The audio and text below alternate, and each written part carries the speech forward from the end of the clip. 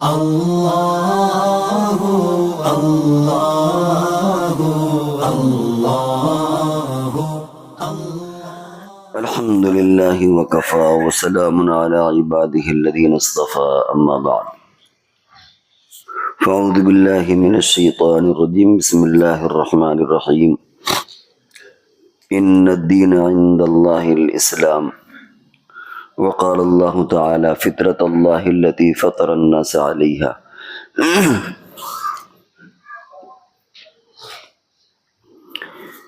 اس وقت جو صورتحال ہے وہ یہ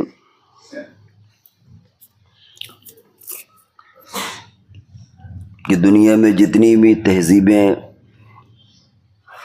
تمدن، کلچر رائج ہیں، اور خاص طور سے مغربی تہذیب و تمدن، اس کی ڈائریکٹ یلغار مذاہب عالم، جو بھی دنیا میں مذاہب ہیں ان پر ہے، اور خاص طور سے اسلام پر۔ اور اس کی بنیاد دو چیزیں ہیں۔ ایک بنیاد تو یہ ہے کہ جو چیز عقل میں آئے اسے تسلیم کیا جائے، اور جو چیز ہماری سمجھ میں نہ آئے، عقل میں نہ آئے، اسے رد کر دیا جائے۔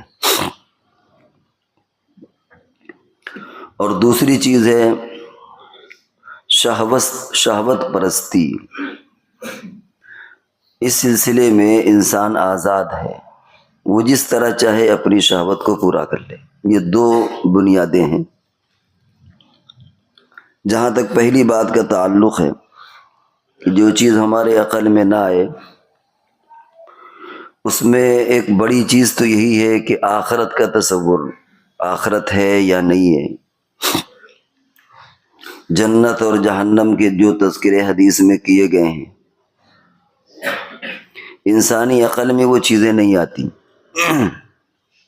کہ انسان آگ میں داخل کیا جائے اور سزا کے طور پر، لیکن وہ مرے گا نہیں۔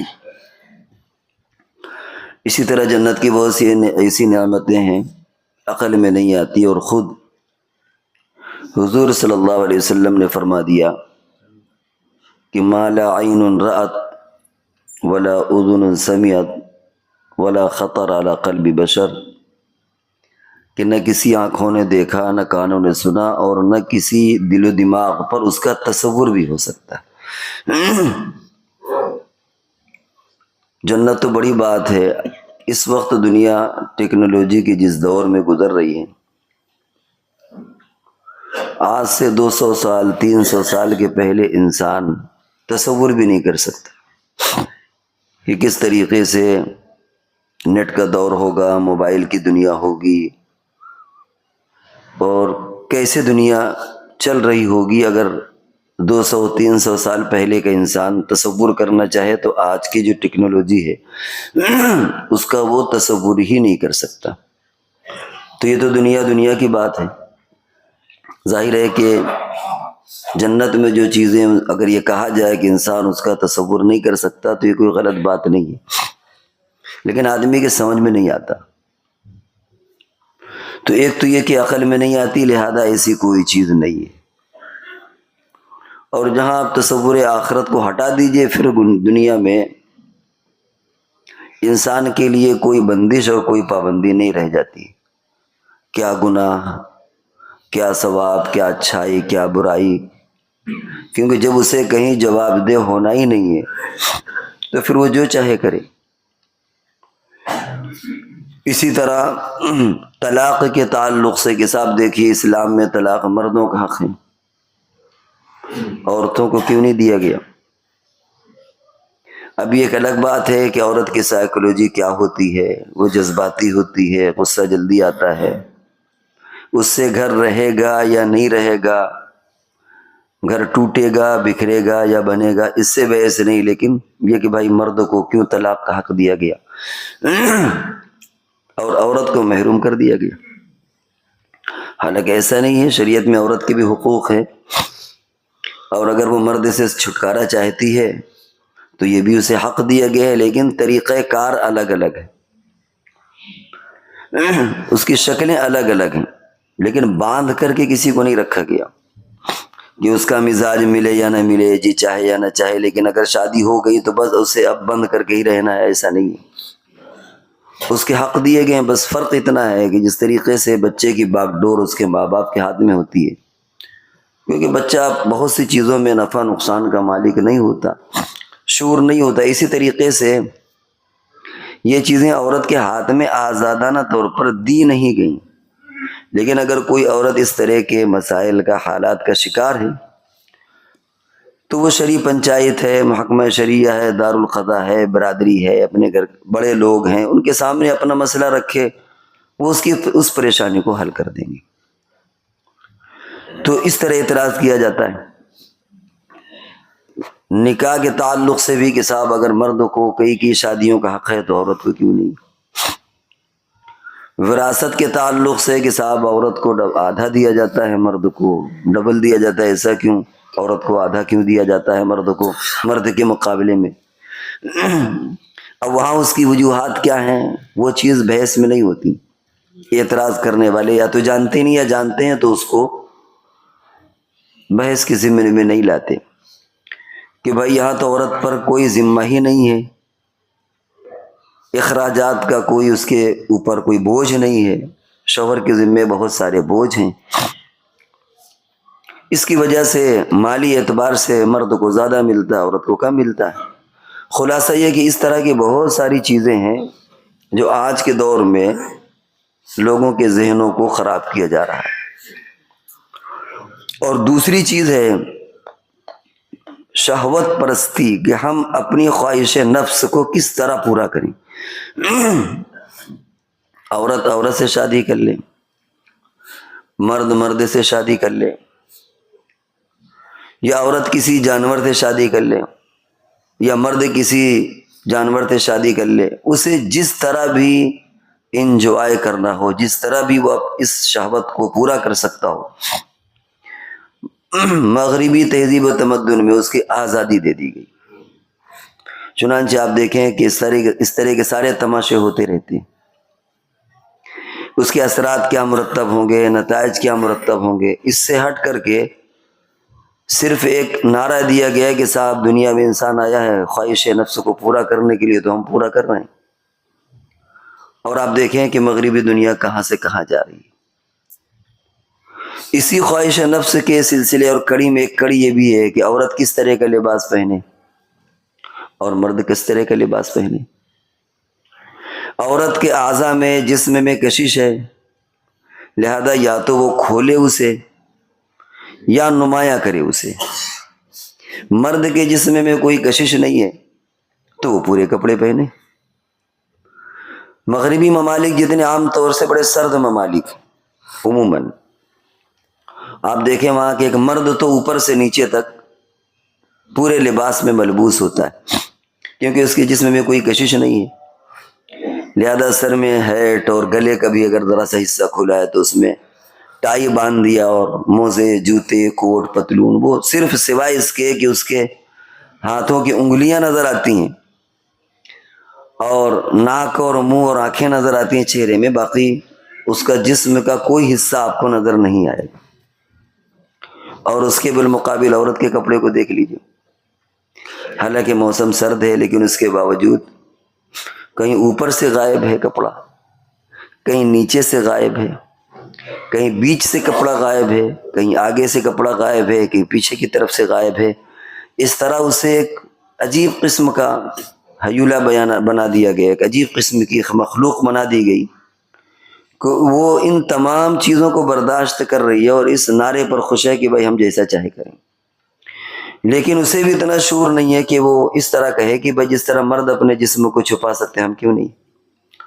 لیکن چونکہ اس کے جسم میں کشش ہے لہذا اب اسے اس طرح کی ذہن سازی اس کی گئی کہ یا تو وہ ان اعضاء کو کھول دیتی ہے اور یا ان اعضاء کا ابھار نمایاں کر دیتی ہے۔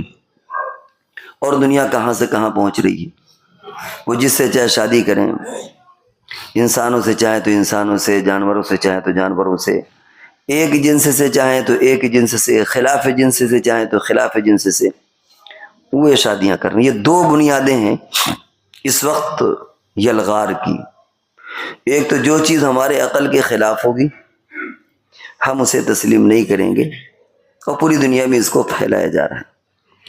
دوسرا یہ کہ اگر ہمارے پاس خواہش ہے تو ہم اس خواہش کا اظہار جیسے چاہے کریں۔ اب مسئلہ یہاں پر یہ ہے کہ یہ دونوں چیزیں ہر مذہب پر اٹیک کرتی ہیں۔ یہ چیزیں عیسائیت، مذہب عیسائی جو ہے، عیسائی مذہب کے اس کے بھی خلاف ہیں۔ یہ چیزیں یہودیت کے بھی خلاف ہیں۔ یہ چیزیں ہندوازم کی بھی بہت سی چیزیں خلاف ہیں۔ وہاں بھی پردے کا کچھ نہ کچھ کنسپٹ ہے، بہت ساری چیزیں اس طرح کی۔ تو اس یلغار کی زد جو ہے وہ ہر مذہب پر پڑی ہے اور پڑ رہی ہے، لیکن سوائے اسلام کے اور مسلمانوں کے کسی نے ان باتوں کی طرف توجہ نہیں کی۔ گویا انہوں نے جان بوجھ کر یا انجانے دھیرے دھیرے ان چیزوں کو وہ قبول کرنے لگے۔ چنانچہ مرد مرد کی شادی، عورت عورت کی شادی، بہت سے ملک ایسے تھے کہ کچھ سالوں پہلے تک منع تھا، اب وہاں جواز قرار دیے کہ بھئی جائز ہے، کیا حرج ہے، خود اپنے ملک کا بھی کچھ اسی طرح کا اپنے ملک کی صورتحال ہے۔ تو ہر مذہب میں یہ دو چیزیں ہر مذہب کے خلاف ہیں کچھ نہ کچھ، لیکن ظاہر ہے کہ دیگر جو بھی مذاہب ہیں ان کی پوری تعلیمات محفوظ نہیں ہیں، وہ بدل چکی ہیں، تحریف ان میں ہو گئی ہے، اپنے اوریجنل سورس ان کے پاس باقی نہیں ہے۔ اور الحمدللہ اسلام زندہ ہے اور قیامت تک زندہ رہے گا، اس لیے اسلام ان چیزوں کی مخالفت کرتا ہے اور اپنے ماننے والوں کو ان چیزوں سے آگاہ کرتا رہتا ہے۔ چنانچہ یہ جو بھی باتیں بیان کی گئیں عقل کے تعلق سے، شہوت کے تعلق سے، آج بھی مسلمان اپنے مذہب پر سب سے زیادہ اس پر کاربند ہیں۔ ہاں پریشانیاں آ رہی ہیں، دقتیں آ رہی ہیں، دشواریاں ہو رہی ہیں، لیکن اس کے باوجود ایسا نہیں ہے کہ عمل کرنے والے نہیں ہیں۔ الحمدللہ مسلمانوں میں عمل کرنے والے بھی ہیں، غلط اور صحیح کو سمجھنے والے بھی ہیں، لیکن وہ اپنے مذہب پر مضبوطی سے قائم ہے، اور یہی اس مذہب کے سچے اور پکے ہونے کی دلیل ہے۔ ان الدین عند اللہ الاسلام، دین اللہ کے یہاں مذہب اسلام ہے۔ اسی طرح فطرت اللہ التی فطر الناس علیہا، اصل فطرت وہ جس پر اللہ نے پیدا کیا، وہ بہرحال قیامت تک ایسے لوگ ضرور رہیں گے کہ جن کے ضمیر میں یہ فطرت زندہ رہے گی اور اس طرح وہ عمل کریں گے، لیکن حالات نرم گرم ہوتے رہیں گے، اور یہ ساری خبر رسول اللہ صلی اللہ علیہ وسلم نے پہلے بھی دے دی، اور انہی حالات کے نرم گرم کی بنیاد پر ہماری نیکیوں کا توازن بھی گھٹتا بڑھتا رہتا ہے۔ جب حالات سخت آتے ہیں نیکیوں کا گراف بڑھا دیا جاتا ہے، جب حالات نرم ہوتے ہیں نیکیاں کم ملتی ہیں۔ پرچہ سخت ہوگا نمبرات اچھے ملیں گے، پرچہ بہت آسان ہے تو نمبر کم ملتے ہیں اور اس میں فیل بھی کر دیا جاتا ہے۔ اس کم وقت کو اتنا بھی شعور نہیں، اتنا بھی پتہ نہیں، لیکن اگر حالات سخت ہیں، پرچے سخت ہیں تو نمبر بھی اچھے ملتے ہیں۔ چنانچہ رسول اللہ صلی اللہ علیہ وسلم نے جب اس زمانے کے حالات صحابہ کرام سے بیان کیے تو آپ نے ایک بات اور فرمائی کہ اس وقت 10 آدمیوں کے برابر، یعنی ایک نیکی کا اجر 10 نیکیوں کے برابر ہوگا۔ صحابہ میں سے کسی نے پوچھا اللہ کے رسول ان 10 آدمی جو ہوں گے وہ ہمارے یا ان کے؟